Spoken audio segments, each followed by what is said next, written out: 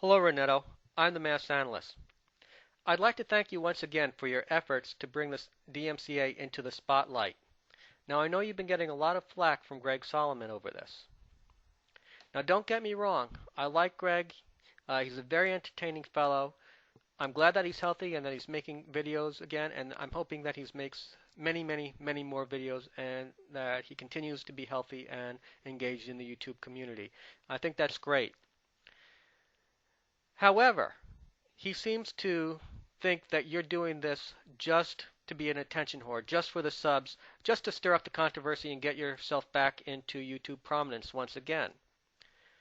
Now, I have no idea whether he's right or not. I have no idea what motivates him. And for all I know, this interchange between you and Greg may be staged. I have no idea. But it really doesn't matter because you do bring important issues to people's attentions. These are things that YouTubers should be talking about because it has the potential to affect each and every one of them. And so, I hope that Greg will eventually get his head out of his ass, take a look around, and see that you're talking about some serious issues. Even if he thinks that the messenger is conveying this for trivial or reasons, for disingenuous reasons, even if he thinks that, there are some very real issues that need a good hard look. And you are doing a public service by bringing this about. Now, you suggested that we get together and file some class action lawsuits against companies that abuse the DMCA, that DMCA videos that don't contain any of their materials or just contain materials that have fair use. And I'll suggest a company in a moment, and then I'll suggest why this misses the point, or why this misses the main danger of the DMCA. First, your suggestion as far as a class action lawsuit does indeed have some merit. In February 2007, Viacom sent out 100,000 DMCAs against YouTubers and had those videos removed.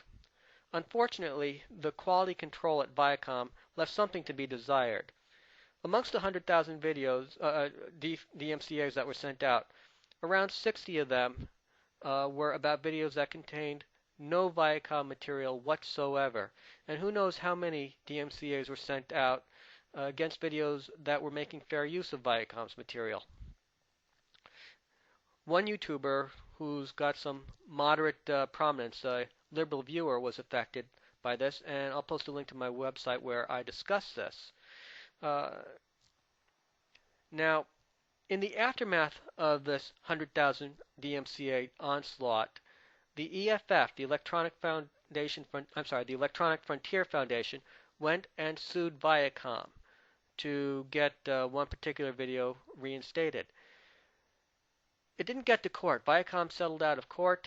What they did is they agreed to recognize fair use. They agreed to be more careful in their quality control and sending out DMCAs in the future. So a lawsuit, a class action lawsuit, does have the potential to bring about good change.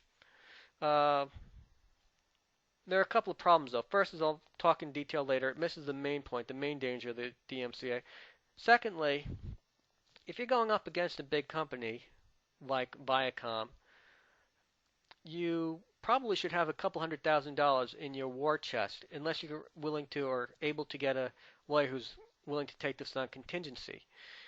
But you should have at least a couple $100,000 going into any lawsuit. That would require 2,000 YouTubers to chip in $100 apiece, or 20,000 YouTubers to chip in $10 apiece.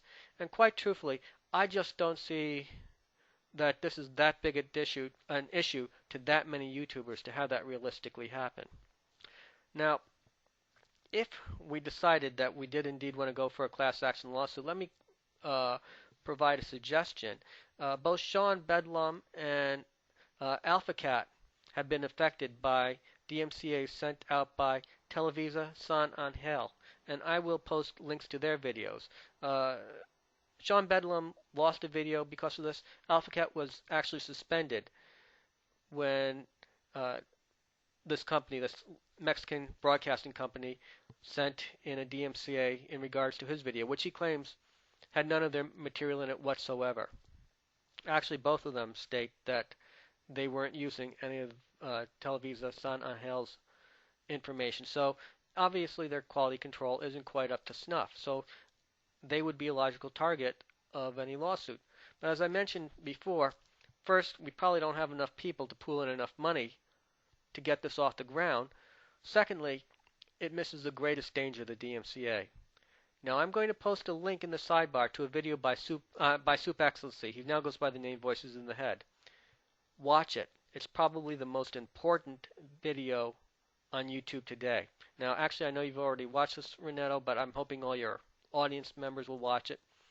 And then read the comments in the comment section. I think they're incredibly useful, incredibly insightful.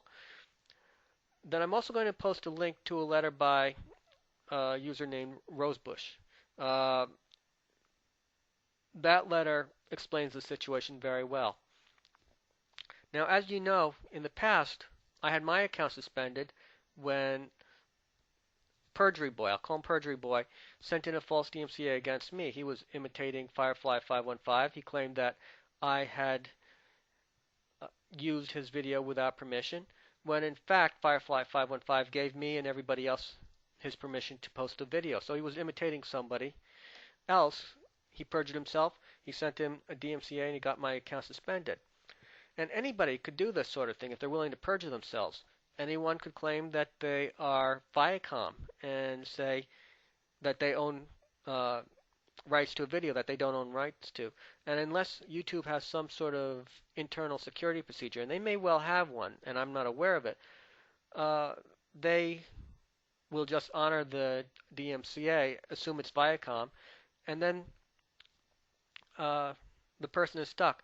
Might not even be Viacom. They might even give the name some other bogus name not having anything to do with any corporation. They could pretend to be another little user, what have you. Once your videos are removed, if you're subjected to a false DMCA, then you have a few choices. None of them are good.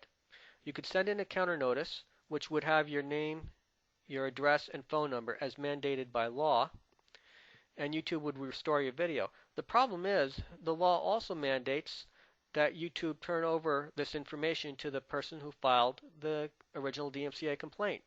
Now, if the person who filed the original DMCA complaint was working for a legitimate company, no problem. You'll just get your videos restored in 10 to 14 business days, and life goes on. No big deal. However, it could very well be a hater pretending to be a big company, or it could be a hater, somebody, a stalker type, who might not even go that route. They might just send in some sort of false DMCA under a false name, and then you're stuck with a choice. You can, as I say, respond. You could put in a phony name yourself on the counter notice and give them false docs, in which case you're committing perjury. Or you could not respond, in which case your video remains down and your account is jeopardized, perhaps even suspended.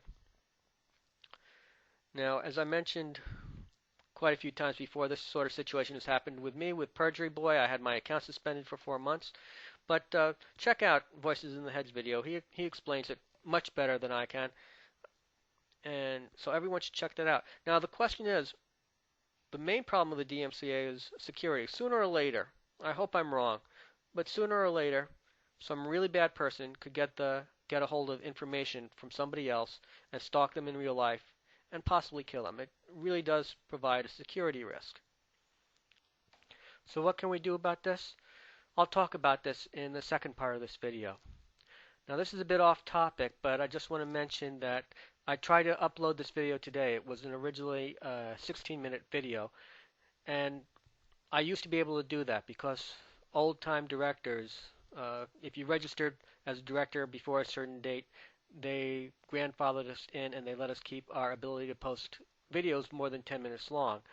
For some reason, it rejected the video because of excessive length, 16 minutes. Now, I don't know if I've been demoted or whether it's just a temporary glitch or whether YouTube has made a new rule for the old directors that nobody can have accounts that will let you post over 10 minutes long. So I really don't know the story on that, but check out the second part and I will give you a proposed solution.